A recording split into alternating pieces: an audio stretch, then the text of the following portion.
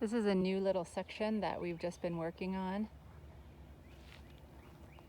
We've decided that we're going to dedicate one section to starting food forests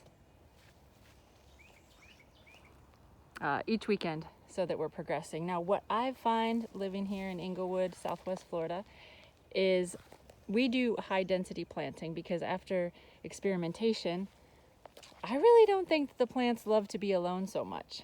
So when they're planted together, they just seem to thrive, and heavy mulch. This one's looking a little sad because we just did this yesterday, so everything's kind of needs to have time to acclimate and whatnot, and she was already looking sad in the pot because we haven't had rain for quite a while, so we're out here watering. But this is a propagated from cutting everbearing mulberry.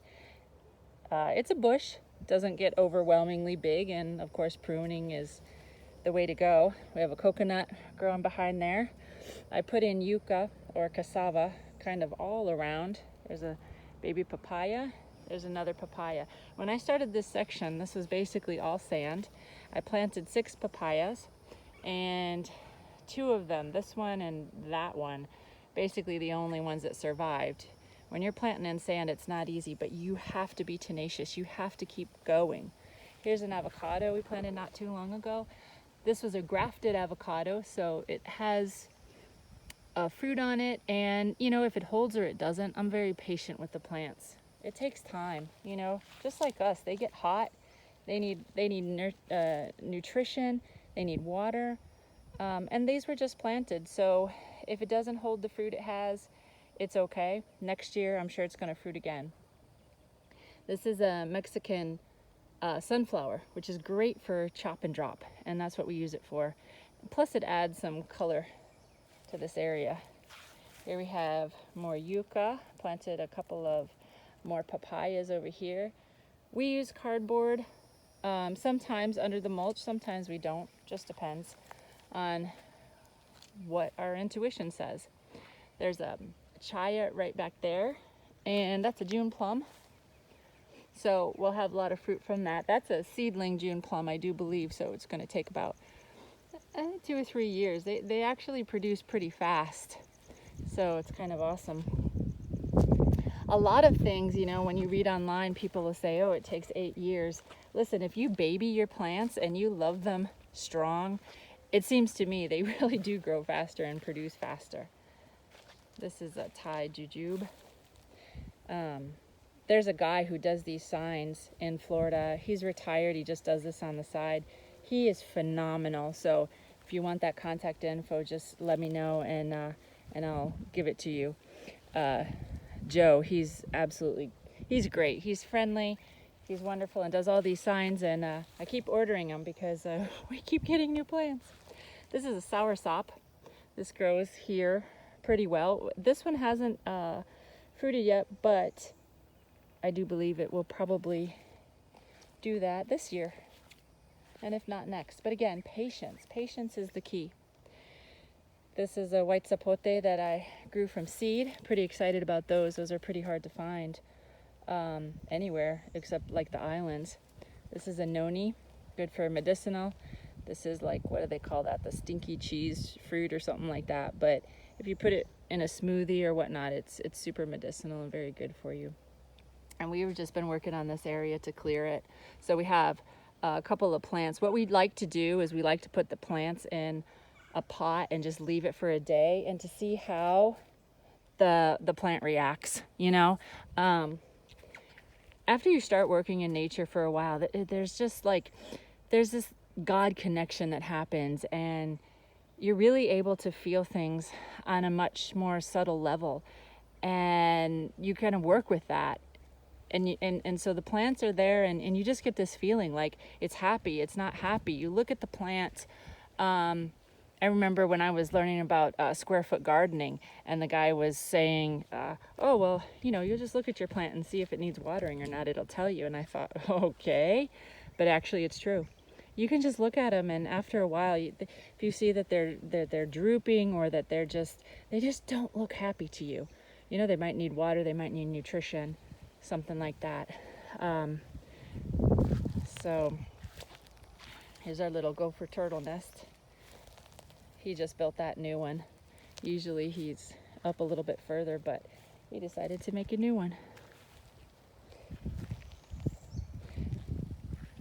This is another mountain soursop we got down from Top Tropicals in Fort Myers as a baby. They have great sales, by the way.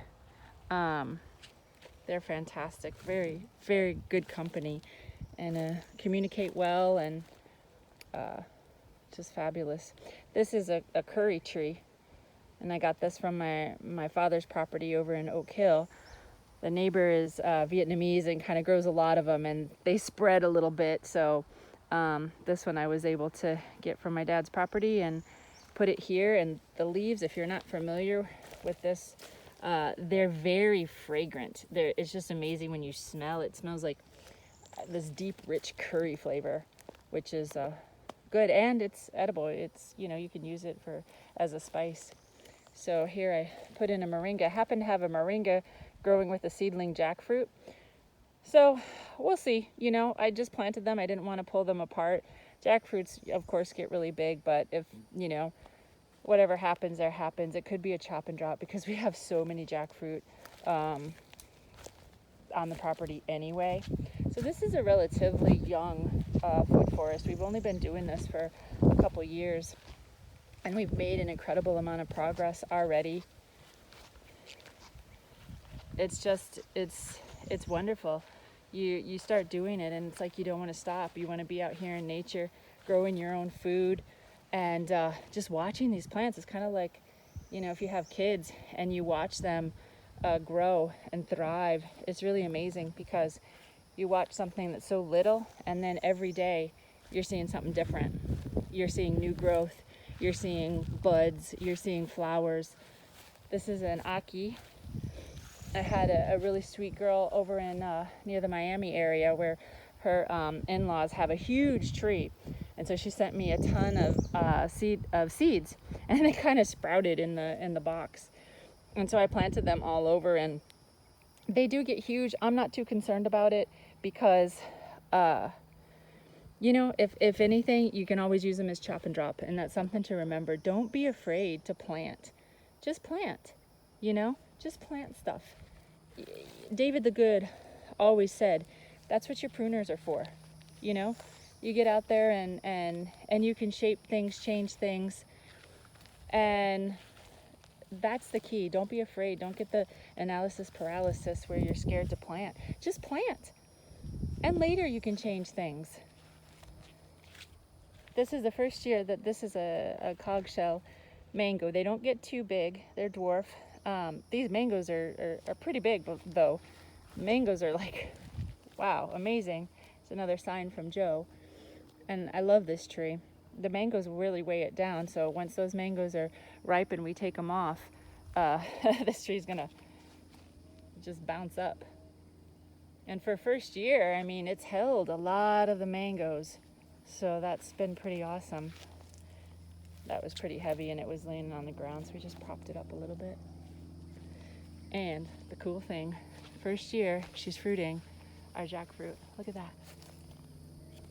A little baby jackfruit. And it smells so sweet. It's like juicy fruit, the gum. That's the flavor that they got. And there's a couple of them on here. Look at that, another baby jackfruit. So first year of fruiting. I think there's 4 on here, but they hide pretty well, so I don't know where the others are. Oh, there it is. There's another one. I don't know if you can see it. Pretty cool.